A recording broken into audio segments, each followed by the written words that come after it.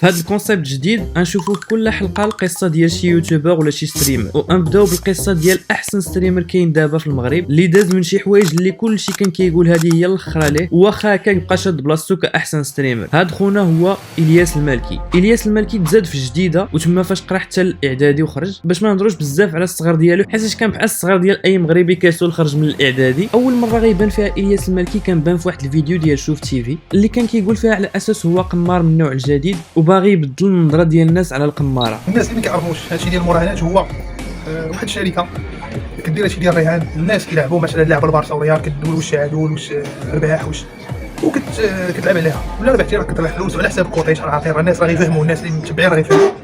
انا علاش دابا بنت هادشي ديال الميديا وهادشي وليت كتشوفني بزاف بغيت انا جيت وجبت معايا واحد الجيل جديد، واحد الجيل ديال هادشي ديال الرهان. بغينا نحيدوا ديك الصوره اللي كانت ديال القمار اللي هو قميص في الممشى كارو هنا فهمتي السيلو. لا انا جبت معايا واحد الجيل، انا جيت وجا ورايا جيل كامل بحال حليوه في الراب. الفيديو شي حاجه عاديه حتى شي واحد ما عجباتو، كلشي بدا تيقول شنو هادشي جبتو لنا عاوتاني شوف تيفي، كلشي كيضحك عليه. واللي عرفنا من بعد هو انه كان غير لعب واحد البيرسوناج باش يجيب الكليان لدي جروب اللي كانوا عنده اللي كيحط فيهم التوقعات ديالو في القمر باش الناس يتبعوه، بحال داكشي اللي كيدار دابا في لي جروب سناب شات وتيليجرام. من موراها الياس المالكي داز كيدير دي لايف في انستغرام كيطلع مع بزاف ديال الناس اللي كانوا معروفين شويه في هذيك الوقيته، واللي كان معروف عليه في ديك الوقيته هو انه كان كيتسنى غير الفرصه باش يبدا يسب فيهم ولا يعاير فيهم، اللي خلى انه بدا كيتعرف بشويه بشويه. بس انت ماشي راجل، انت كاع ما راجل، انت تجيب لي 8000 انا كلمه كاع علي فيديو انا وتجيب لي 8000. وبدا كيطلق لي لايف ديالو هو في انستغرام، واخا ما كانوش كيجيبوا له بزاف د المشاهدات كان كيكمل. وغير هذوك شويه الناس اللي كانوا كيتفرجوا باش كتوقع شي حاجه اللي في شكل في اللايف ديالو كانوا كيسجلوها وكيعاودوا يبوستيوها في تيك توك وفي انستغرام، وكانت كدير بزاف ديال لي. باعتبار الياس المالكي كيهضر دائما بواحد الطريقه تلقائيه، نقدروا نقولوا بلي ما كيدورهاش في راسو بزاف قبل ما يقولها، خلاتو انه يوقعوا بزاف ديال لي سيتوياسيون في لي لايف ديالو اللي كانوا كيديروا من بعد بزاف ديال المشاهدات وكيخليو ان الناس يقلبوا عليه ويجيو للبروفيل ديالو. هاد التلقائيه اللي فيه مازال غتجبد ليه مشاكل كبيره، ولكن مازال غادي نرجعوا لها من بعد. ولكن قبل من كل شيء كيخصنا ضروري ندخل واحد البيرسوناج جديد اللي غادي يلعب واحد الدور كبير في القصه ديال الياس المالكي اللي هو البرقادي. عاوتاني مره اخرى اول مره غيتشافوا بجوج في واحد الفيديو ديال شوف تيفي اللي كانوا كيتنظوا فيها. خليت الفيلا ديالي في مراكش وجيت الجديده. علاش؟ باش نعيش مع ولاد الشعب. انا مع ولاد الشعب خليت الريزيدونس على قدام الزوده. شحال دايره مقطار فيها مقطار 28 فريال الليله الا بغيتي تدخل. رانا هاد السيد كنعرفو، هاد السيد راه كنعرفو. هاد السيد انا راه خليت خدمتي، خليت روينتي في الباراغواي، خليت روينتي في الباراغواي وجيت باش نوقف معاه حيت شو مظلوم. وانا حلفت لهم قلت لهم قدام هاد المشاهدين والله ما غيبقى شي واحد مريح. كلشي غيدخل يخدم. كلشي غيضحكنا دابا. الاغلبيه ديال الناس ما فهموش بلي راه غير كيتفلاو على شوف تيفي وما عجبهمش داكشي اللي كان كيقولوا في الفيديو وبقاو كيعايروا فيهم في لي كومونتير. ولكن بزاف ديال الناس مره اخرى كيدخلوا كيقلبوا عليهم في لي ريزو سوسيو ديالهم، اللي خلى من بعد ان البرقادي والياس المالكي يفكروا انهم يديروا افلام قصيره. هاد الافلام القصيره هذه ما كانتش كتجيب لهم بزاف ديال لي فيو، غير هو ما عرفش علاش الصراحه ما كانوش كيديروا المونتاج.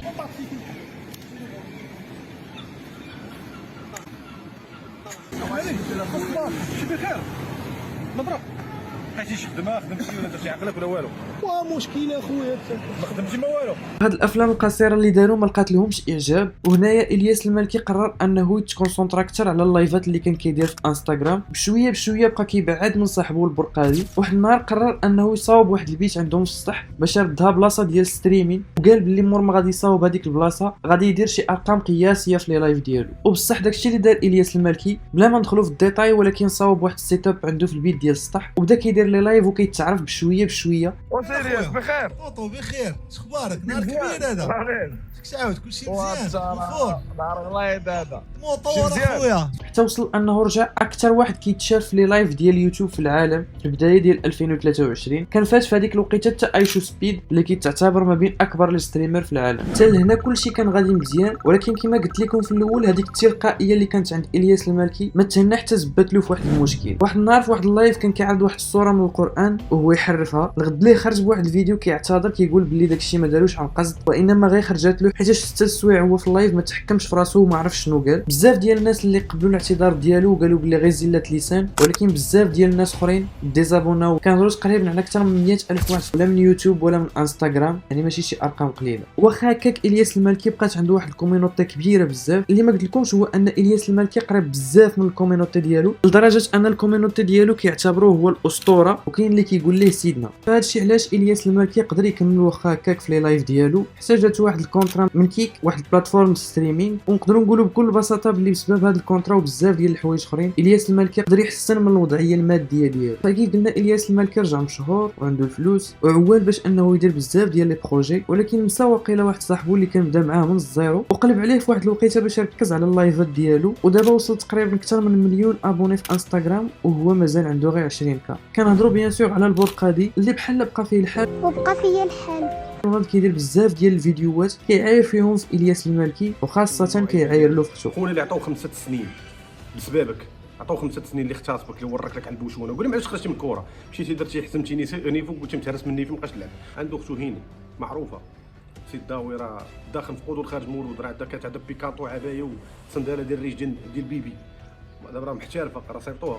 وعنده خو لوبيا، قول لي وريكم خو اللوبيا. فالياس المالكي واخا في الاول حاول انه يتجاهل هذا الشيء كامل، ولكن بكثرت ما بدا تيعيق عليه البورقادي. واحد النهار قرر انه يجيب صحابو ودار مع البورقادي باش انه يتلاقاو، وملي تلاقاو وقع هذاك الشيء اللي غادي يندموا عليه بجوج من بعد. باش نختصر لكم، الياس المالكي ضرب البورقادي كيف كيبان في الفيديو. البورقادي بقى فيه الحال مره اخرى ورفع عليه دعوه، واخا موراها الياس المالكي خرج اعتذار مباشر للبورقادي باش يسامح ليه. كنبغي نطلب الاعتذار من خويا السيمو البرقادي، وكنبغي نقول لك اخويا اسمح لي بزاف، ولا اله الا الله، وراك عارف طراو شي مشاكل لا منك لا مني، وعفى الله عما سلف، واسمح لي اخويا بزاف. فملي ما بغاش يسامح ليه تابعوا قضائيا بالتهمه ديال السب والتشهير على كاع هذوك الفيديوهات اللي كان كيدير عليه وعلى اختو، وصدق حتى هو ضربوه بعامين ديال الحبس. فمن موراها في هذه البيريود هذه كلشي كان كيقول هذه هي النهايه ديال الياس المالكي، وقبل واحد المده طويله واخا كان مازال في تيك توك وفي انستغرام هذوك الفيديو ديالو مازال كيديروا بزاف ديال لي في. فمن موراها ومر ما دوز الحبس الياس المالكي رجع، ولكن كيف قلنا رجع في البلاتفورم ديال كيك، وقدر انه يرجع شويه ديال المتابعين ديالو اللي كانوا عنده، وبدا كيزيدهم عاوتاني بشويه بشويه، خاصه فاش بانت واحد الحاجه اللي نقدروا نقولوا عاود بدلات حياه الياس المالكي من جديد، اللي هو الميساج اللي وصلوا من عند بيكي كيقول له باللي بغاه باش يشارك معاه في كينجز ليج.